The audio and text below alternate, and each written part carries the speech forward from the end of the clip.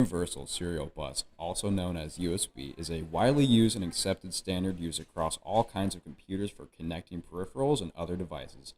It's designed as a plug-and-play interface for intuitive device connectivity. It has swept the world with its versatility and greatness and has been around since 1996 and is still used today. Universal Serial Bus devices can consist of multiple different objects such as keyboards, mouses, Wi-Fi adapters, and many more items. Now, you may be thinking, this all sounds great, but how does it work? As you already know, USB stands for Universal Serial Bus. A bus is a collection of pathways or wires that allow signals or electricity to run between two devices to communicate a series of ones and zeros to tell the computer what to do. USB has formed what is known as an industry standard, which means that basically, if you can name a device, it probably has USB. And every computer will have USB ports. You can't say that about Thunderbolt. Imagine not having a bus. That is not universal. Once a USB device is plugged into a port, it will use what is known as plug and play to automatically detect what type of device it is and load drivers for it. From that point, it starts to receive the bytes, or ones and zeros, through the bus. Now that you know how it works, we're going to take a look at the different types of USB that it has to offer. USB, or Universal Serial Bus, has evolved since its introduction and become better and better. So I will tell you how it has evolved since its introduction, including the max transfer rates and supported connection types per generation.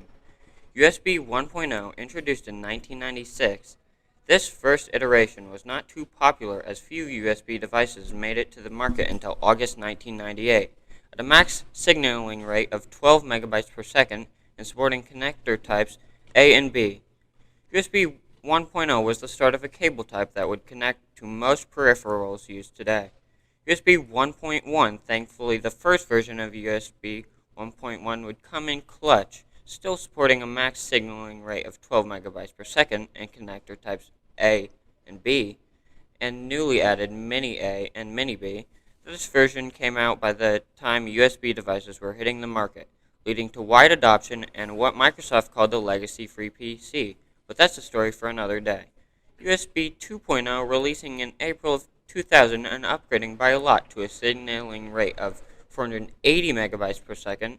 Not just that, but also giving the ability to charge devices, connect to USB devices with different hosts, and various other additions to USB that would still be used today, supporting connection types A and B, adding type C, and keeping Mini A and Mini B. USB 2.0 revised was a cable where not much changed between the revision, but some new connections were added, including Mini AB, Micro B, and Micro AB. Then there's USB 3.0, introduced in 2008, also known as USB 3.2 Gen 1, upgrading to 5 gigabytes per second and supporting connectivity types Super Speed A, Super Speed B, C, Micro A Super Speed, Micro B Super Speed, and Micro AB. Super Speed 3.0 was the start of Super Speed. The old connections were deprecated and new ports would be backwards compatible, although limited to old transfer rates when backwards compatibility used. USB 3.1, introduced in 2013, also known as 3.2 Gen 2, and having a max signaling rate of 10 gigabytes per second with connectivity types Super Speed A, Super Speed B, C, Micro, A Super Speed, Micro B Super Speed, and Micro AB Super Speed. This would be the end of many connection types in USB, and the usefulness of USB Type-C would be highlighted in the next version. 3.2, introduced in 2017, and also known as 3.2 Gen 2x2, doubling in transfer rate to 20 gigabytes per second and only supporting Type-C. This was the end of plugging in your USB cord the wrong way. USB 4.0, introduced in 2019. USB 4.0 yet again doubled transfer rates with a new max of 40 gigabytes per second and supports Type-C only. Phew, that was a lot of information. But now is not the time to slow down. Now is the time for the most difficult part of the video to understand, the installation. We have simplified this complicated process into 2 simple steps. 1. Plug the USB into the port. Step 2.